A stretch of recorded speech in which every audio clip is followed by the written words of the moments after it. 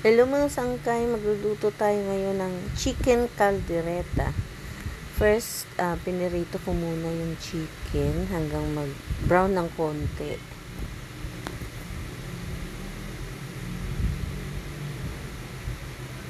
Ayan.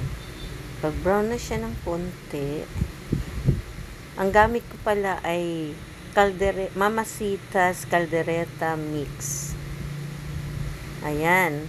Pagkatapos kong i-brown yung chicken, ginisa ko siya sa bawang sibuyas at nilagyan ko ng konting sabaw, and then nilagay ko na yung frinay kong potato and carrots, and then ang red bell pepper.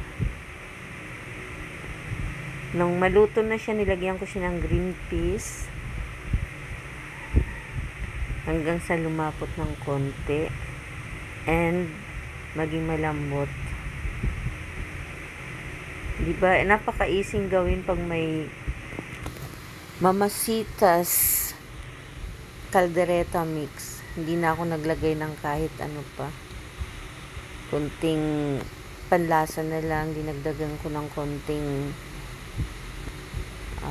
magic syrup and pepper. Ayan na, luto na. Thanks for watching. Bye.